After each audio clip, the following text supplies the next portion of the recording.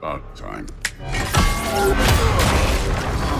Welcome to MojoPlays, and today we're battling our way through both the Greek and Norse pantheons to challenge the 30 hardest bosses in the God of War series. You do not want this fight. Oh, I'm pretty sure I do. Before we continue, be sure to subscribe to our channel and ring the bell to get notified about our latest videos. Pollux Castor, God of War Ascension. I will not tolerate your impudence. You will not see her.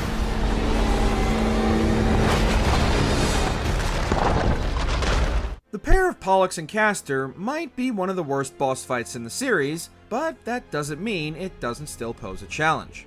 Full of time-bending powers and collapsing arenas, Pollux and Castor use their powers to great effect and have a myriad of cheap tactics and tricks to slow Kratos' progress. Dual-wielding weapons and teleporting around the arena, the first phase of the fight can be a bit challenging due to the constantly shifting tactics as well as the magic and time powers. But it's when Pollux takes over that the fight truly intensifies. Pollux uses his telekinetic abilities to unleash all manner of magical attacks against Kratos, while also throwing Castor's weapons from afar, keeping his distance from the action, making it more difficult for Kratos to land a hit. Pollux will also regularly break down and rebuild the arena, forcing Kratos to remain constantly on the move.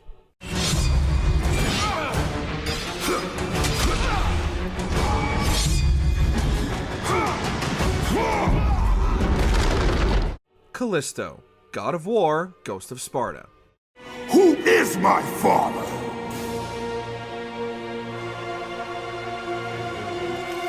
Nothing in Kratos' life in Greece ever gives him a moment of peace, and upon reuniting with his mother and finding out that his brother is still alive, Kalisto is forcibly transformed, presumably either by Zeus or some kind of curse, just as she is about to reveal to Kratos who his father is. Transformed into a hideous abomination, Kratos must battle his own mother before she kills him first. Kalisto's enormous size is her greatest weapon, and she uses the small enclosed arena to her advantage, slamming her enormous fist to the ground and swinging wildly at Kratos as he attempts to mount any kind of counterattack. Kalisto can also cross the room with surprising speed and easily catch Kratos, throwing him against the few remaining obstructions. Thankfully, this fight is mostly physical, so the best strategy is maintaining as much distance as possible while always being aware of what attack is coming next. Finally, I am free. Aegaeon the Hecatoncheires, God of War Ascension.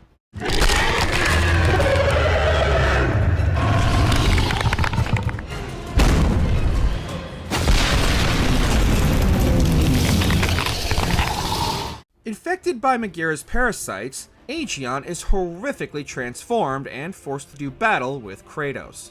What begins as only the Hecatoncheires' hand doing battle with Kratos, growing bladed fingers and teeth, the battle quickly grows uncontrollable as the arena constantly shifts with every attack, sending Kratos to all corners of the complex with the mutilated hands swiping and slicing at him every step of the way. Filled with quick-time events and close calls, and given the scale and scope of the battle, it's all too easy to lose Kratos in all the chaos and wide angles. With victory in sight, Megaera infects the entirety of Aegaeon and sends the entire Colosseum into disarray. Filled with undead warriors, gnashing teeth, and threats from all sides, the opening of Ascension leaves more of an impact than the rest of the game entirely.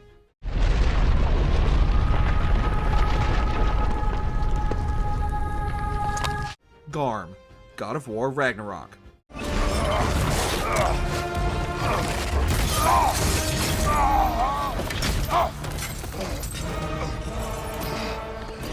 Ragnarok's boss fights might be on a significantly smaller scale than what the series is known for, but when it does drop a big one, it's a big one. After accidentally freeing Garm, Kratos and Atreus attempt to right the boy's mistake, only to nearly become lunch for the enormous Wolfhound. Garm's enormous size compared to the two means a good chunk of the fight is nothing more than Kratos swiping at the Pooch's ankles. but he will occasionally give the pair an up-close look at his chompers to give Kratos something new to swing at. Full of scratches, swipes, and bites, given Garm's size as well as his speed, there's very little Kratos can do except dodge and wait for the perfect moment to retaliate. When Garm reappears for round 2, the arena is even smaller, giving Kratos and Atreus less room to maneuver, but at least the same is true for Garm.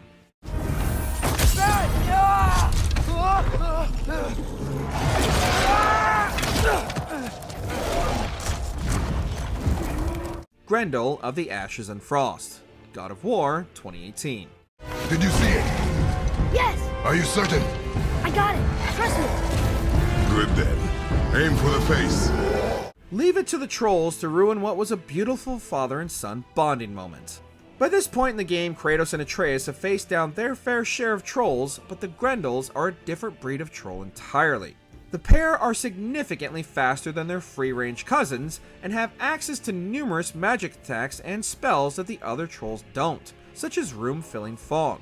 Their enormous pillars can do a substantial amount of damage, whether they're slamming them down with an aftershock or simply swinging them in Kratos' direction. Focusing on only one is nearly impossible as they constantly have each other's backs, and each is only susceptible to either the Leviathan Axe or the Blades of Chaos, forcing players to constantly switch weapons to deal with whichever troll happens to be the closest. Definitely keep an eye on your health bar throughout this one. Phew. He was big, but no match for us gods. I have beaten bigger. Thanatos, God of War, Ghost of Sparta. The marked warrior shall bring about the destruction of Olympus. Aries chose poorly that day. The God of Death, Thanatos, is looking to make Kratos' stay in the Dominion of Death a permanent one. Even with Kratos' lost brother Deimos fighting at his side, Thanatos still poses a substantial threat even for the newly christened God of War. Thanatos is crazy fast, and can quickly zip around the arena while also taking to the air to unleash magic attacks before slamming down and disorienting Kratos momentarily. Thanatos eventually unleashes his wild side and overtakes the battlefield as an enormous winged dragon beast complete with all new and stronger attacks.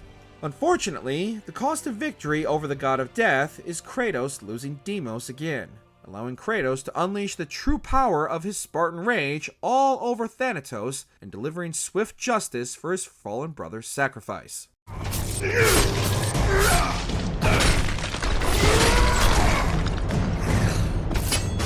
Odin, God of War Ragnarok. Looks like I gotta do everything around here. Throughout God of War Ragnarok, Odin is presented as a very ominous and imposing, but ultimately timid antagonist. However, the veil is lifted during the climax of Ragnarok when Odin drops the facade and unleashes his true godly strength. Odin is remarkably nimble, and will quickly dart around the arena while unleashing all manner of elemental attacks. The first phase of the fight is fairly straightforward, and it isn't until round 2 you realize Odin was holding back. With room-clearing magic attacks and his now transforming staff, Odin can easily catch the player off guard and keep them on the back foot. Even attempting to play cautiously is dangerous, as Odin will more than happily bring the fight directly to Kratos. Even with the aid of Freya alongside Atreus, Odin more than proves why he is so feared throughout the realms.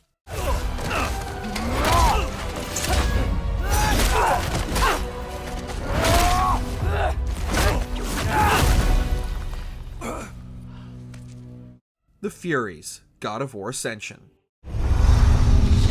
Then let death be your reality!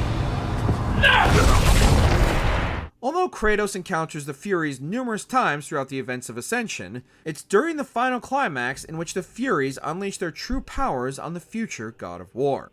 Realizing their mind games will no longer work on the Spartan, the two remaining Fury sisters join forces to simply kill Kratos for good.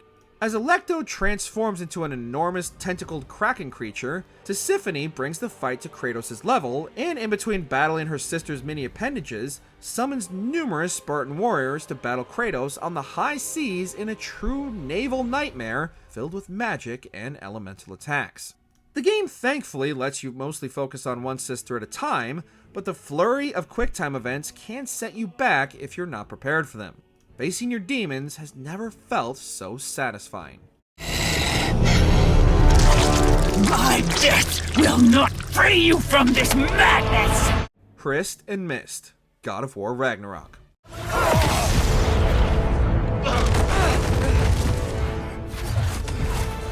Valkyries! Odin must have sent them! The Valkyries offered some of the most significant challenges in God of War 2018, and the introduction of Pes and Mist was more than enough to instantly give players sweaty palms. Thankfully, Atreus is a much more capable fighter this time around, although he will still need the occasional rescue, but dealing with the constant assault from 2 Valkyries at once is enough to put even the strongest God of War on the back foot. Even attempting to deal with them one at a time is futile, as the other will frequently interrupt and lend a hand to their sister. And just when you think you finally have the battle in hand, the pair will call for divine intervention from Asgard and regain their entire health bars unless you manage to stop them. Match their aggression with aggression and never let up until victorious, and block like your life depends on it, because it does.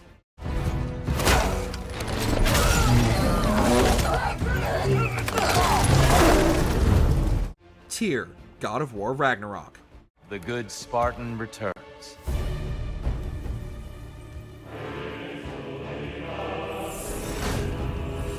Throughout God of War 2018, players are constantly shown and told legends of Tyr's travels. And in Ragnarok, fans got first-hand experience how powerful a God of War Tyr truly is during their trip to Valhalla.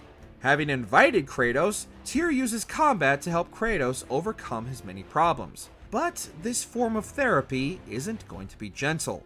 Each time the player defeats and re-encounters Tyr, the former God of War has a new set of weapons from his travels, and he seems to have spent an awful lot of time training with each of them. Tyr's assaults are relentless, and he can and will easily get the upper hand on Kratos even as he regains his strength. Each encounter with Tyr brings not only a new set of weapons for players to contend with, but also new tricks and tactics that Tyr will frequently use to gain the upper hand.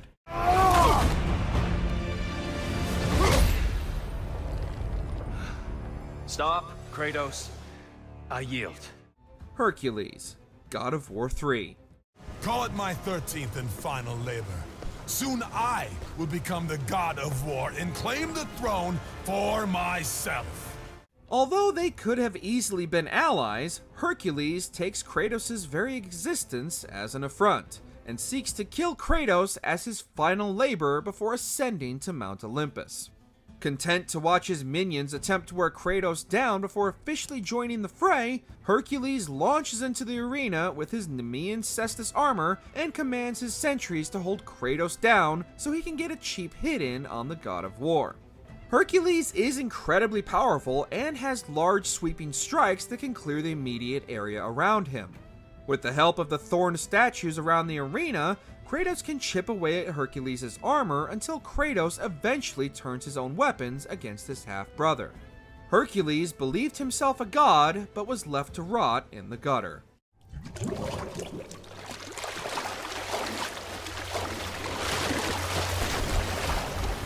Hades, God of War 3. I will see you suffer as I have suffered. Your soul is mine. After Kratos' numerous escapes from the underworld, it's safe to say that Hades' beef with Kratos is pretty personal for making him look bad. After attempting to steal Kratos' soul proves ineffective, Hades takes matters into his own hands and gives Kratos a taste of his own medicine with the claws of Hades swinging and slamming around the tiny arena. Hades is much larger than most of the other gods, so while Kratos could hack away at his ankles, he does much more damage aiming higher. After giving Hades a monster headache and sending him into the river Styx, the fight is far from over, and Hades returns with all new swipe and slam attacks Kratos needs to dodge to ensure Hades remains buried among his dead worshippers for good. Persephone, God of War, Chains of Olympus.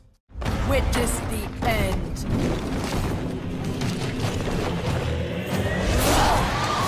The reluctant queen of the underworld, Persephone orchestrates a scheme that not only reunites Kratos with his daughter and forces him to make an impossible choice, but could also potentially end the world altogether.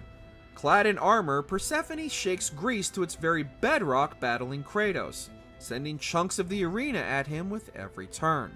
She will eventually call in the big guns, and with a few simple button presses, Kratos leaves Atlas trapped with the weight of the world on his shoulders.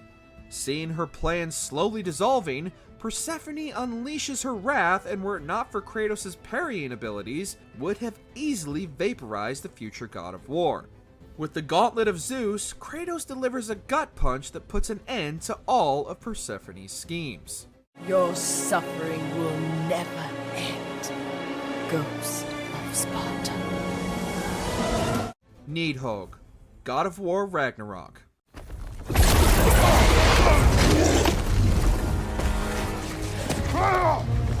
The guardian of the world tree, the Nidhogg stands between Freya and her freedom from Odin's curse, and is unfortunately a casualty of the Allfather's malice. With its realm tear-hopping abilities, as well as powerful Bifrost attacks, the Nidhogg easily dominates the small arena before Freya joins the fight. The Nidhogg slithers around, clinging to the many pillars dotting the area, while unleashing powerful Bifrost blasts that can easily double the damage Kratos endures.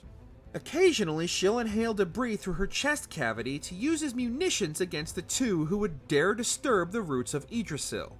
Finally realizing the battle is lost, she attempts to retreat, only to lose her head for interfering.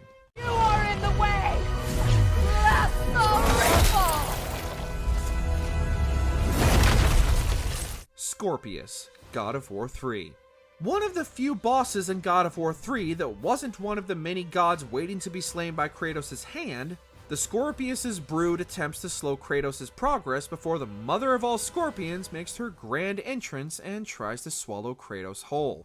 With all of her vulnerable parts shielded in ice, Kratos must break through her hardened exterior before dealing any real damage to the queen. Once weakened, her children will try to stop Kratos' impromptu dental surgery, which only enrages the queen further, and rightfully so, as she slams her claws around the arena to crush Kratos like the annoying pest he is. The queen will routinely retreat, only to re-emerge to swipe at Kratos from afar while he deals with her brood.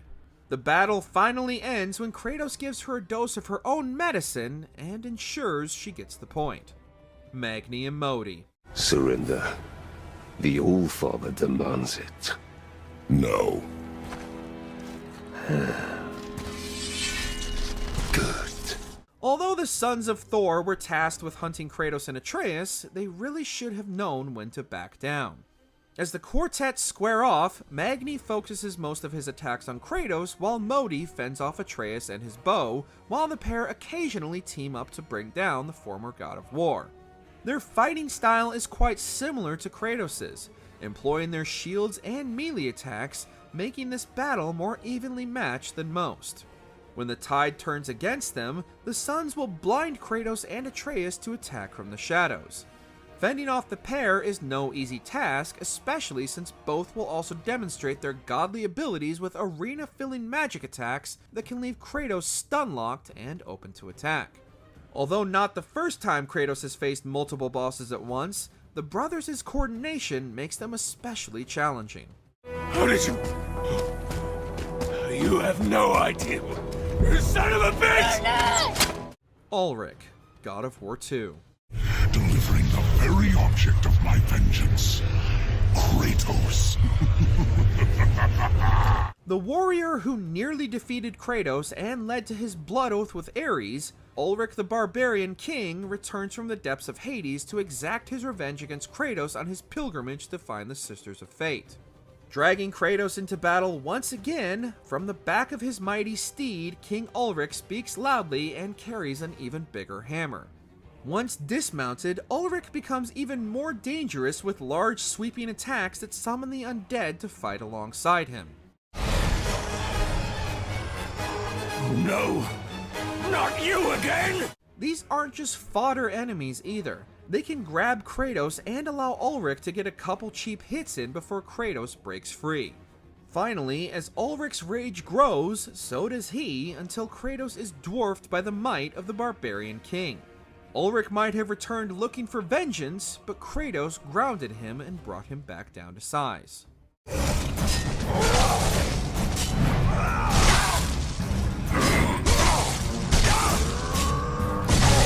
The Crimson Dread, God of War Ragnarok.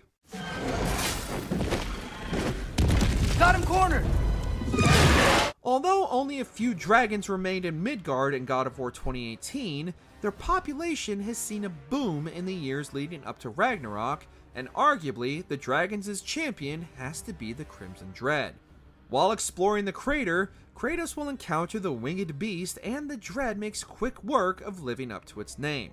Far quicker than most enemies in the game, as well as maintaining an aerial advantage, the Crimson Dread will not only coat the battlefield in flames as it swoops in from above, but will also take a bite out of Kratos' health bar should he get careless.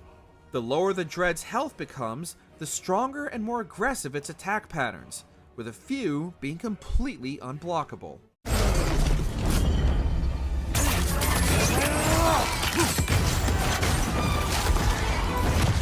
Boulder, God of War 2018. I thought you'd be bigger. But you're definitely the one. After the troll fight in the early hours of the game, players may believe they have a pretty good handle on the God of War's new combat. And then Boulder comes knocking to prove them wrong.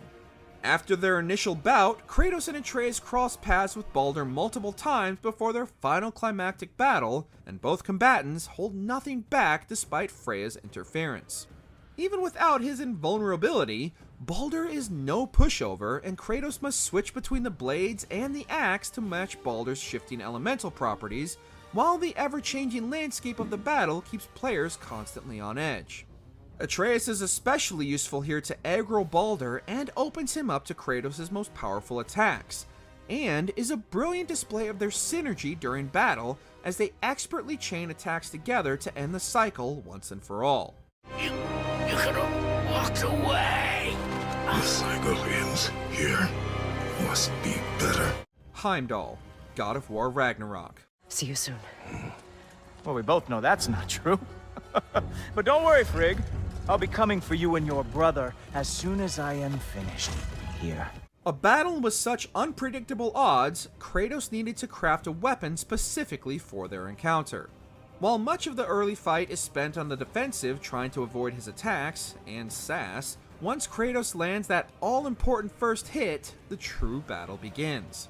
The battle against Heimdall is just as much about predicting his moves as it is about dealing damage, as Heimdall's erratic movements and speed make keeping up with him a risky endeavor, while laying traps of your own with the Draupnir Spear opens the all-seeing god up to counterattacks.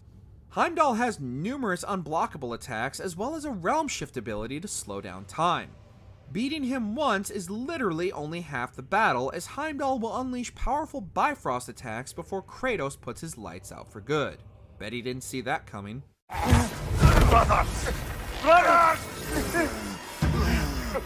Sisters of Fate, God of War 2. There is no power greater than the Sisters of Fate. If you challenge us, you will die. The Sisters of Fate were never going to let Kratos change what was already written, but that didn't stop the rage-fueled Spartan from attempting to rewrite history.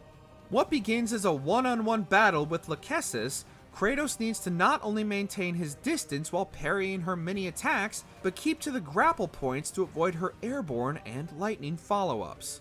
Atropos will then attempt to erase Kratos from his own timeline by destroying the sword bridge Kratos used to defeat Ares. While Atropos isn't as powerful as her sister, her constant teleporting makes keeping up with her a nuisance. Once the sisters have teamed up, Lachesis will assault Kratos head-on while Atropos will swipe at Kratos from the many mirrors surrounding the room. Turning the Fates against the sisters with the Amulet of Fates will force the sisters to take a good long look at their own reflections.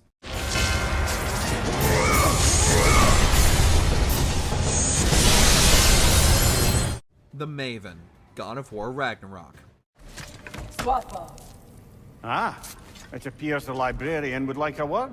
Ragnarok is full of optional bosses that can pose a significant challenge, but few can hold a candle to stumbling into the path of the librarian of the Elven Sanctum. After dealing with numerous other light elves, including the light elf queen Alva, many would believe they know what to expect. They were thoroughly mistaken. The Maven is relentless in her attacks, which is even more devastating given the tiny arena.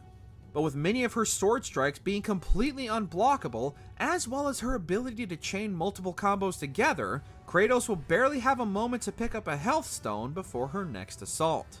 Even if you manage to chip away at her health, she'll retreat to heal herself, and if you don't interrupt her in time, all of your work will be undone, and you'll be starting over from square one.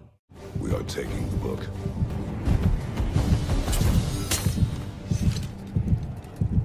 Dark Elf King, God of War 2018. More or less an overpowered Dark Elf, not unlike those Kratos and Atreus had already battled numerous times before, the Dark Elf King is far faster, stronger, and implements much stronger magic attacks than his brethren.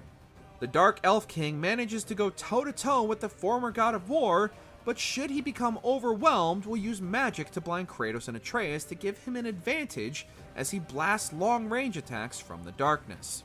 His swings and aerial assaults can also be quite devastating should he connect, but even his majesty is no match for Kratos' Spartan rage. No, that can't be. What does it say? That we made a grave mistake. Thor, God of War Ragnarok.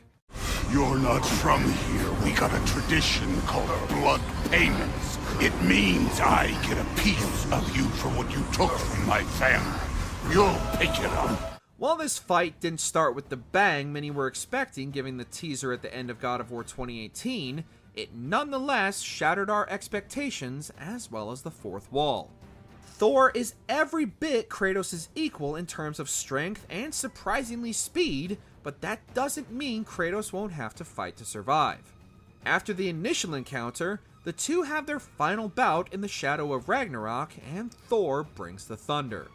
Thor is able to give as well as he gets, and his defenses make him a damage sponge to most of Kratos' attacks beside the Draupnir spear, which can eat away a significant chunk if given time to charge up.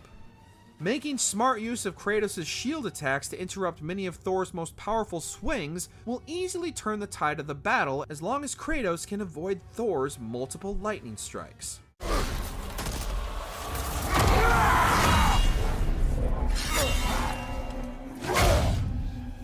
Come on! Charon, God of War, Chains of Olympus. Be gone. It is not yet your time, mortal. The ferryman responsible for bringing the souls of the dead to the afterlife, Charon doesn't take kindly to Kratos making a mockery of his profession by showing up still alive, and almost immediately sets about righting this oversight. While the first encounter is unwinnable, Kratos returns to settle the score at a later time. Charon is exceptionally fast, and along with his long-reaching scythe attacks and ability to teleport around his ship, landing a combo is only the beginning of Kratos' problems. Charon will also make use of the ship's pillars to regain his health until Kratos destroys them, and can also spew a poisonous gas that will eat away at Kratos' health if he doesn't avoid it. This isn't even mentioning the possibility of him using his one-hit kill that he pulls out of nowhere. The ferryman puts up a valiant fight, but Kratos sent him swimming downriver. Having defeated Charon, Kratos journeyed deeper into Hades and closer to his goal. Zeus, God of War 3. Such chaos. I will have much to do after I kill you. Face me, father. It is time to end this. The king of the gods of Greece, and arguably one of the worst fathers of all time, much like Ares, Zeus earns his place on Kratos' hit list by betraying him. Zeus is one of the most powerful gods for a reason, and he makes sure Kratos feels the thunder as their battle moves from a 2D fighter to overlooking the end of ancient Greece, and finally, inside Mother Gaia herself. Zeus employs all manner of magic attacks, especially his lightning, as well as tricks, such as projecting multiple images of himself for Kratos to spam against. The finale to this grand confrontation is exceptionally cathartic as players live out their vengeance through Kratos' eyes and fulfill their promise to bring about the destruction of Olympus.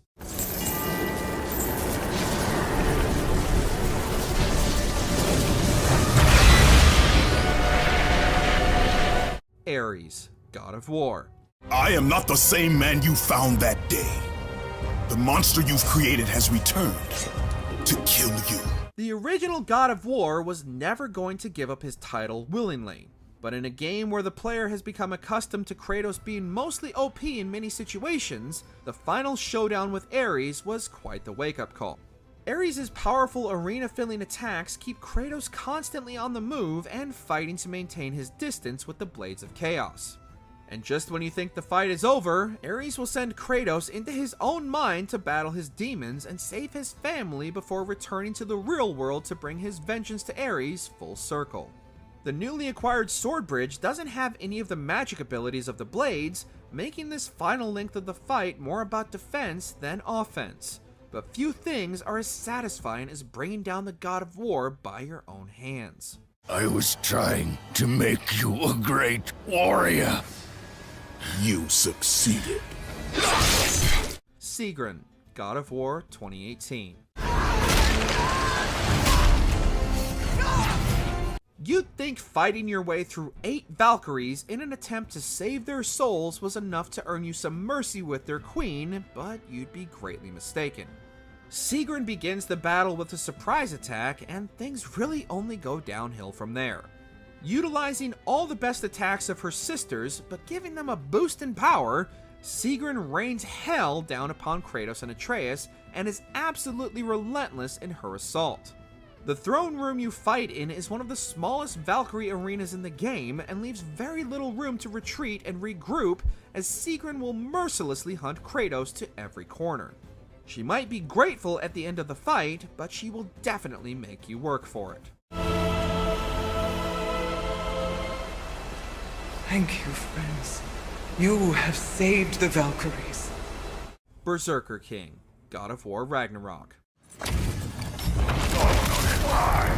You can't have it. Those who managed to complete the challenge of the Valkyries in God of War 2018 had no idea what else was waiting for them on the eve of Ragnarok. Kratos and his companions will have to fight their way through a gauntlet of 12 berserkers in order to reach King Hrolf, and he does everything in his power to make Kratos regret making it this far. The Berserker King has numerous range attacks based on the previous berserkers Kratos faced to keep him at bay, as well as incredibly powerful frost and bifrost attacks, and once his health is whittled down to half, he'll hide his health bar until Kratos attacks with the opposite element. Make sure to bring a resurrection stone for this one. You're going to need it.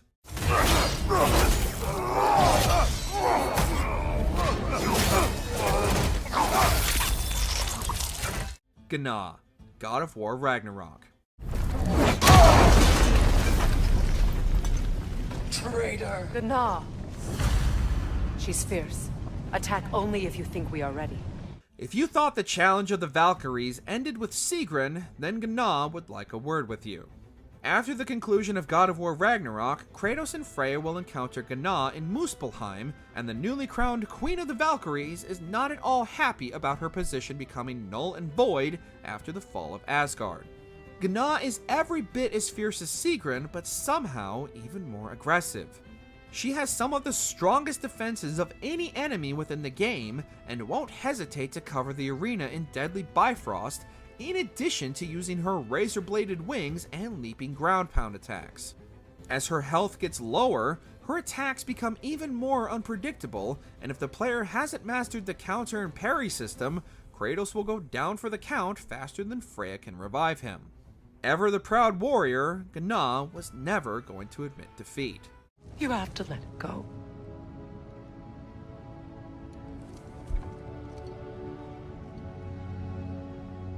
Finish it.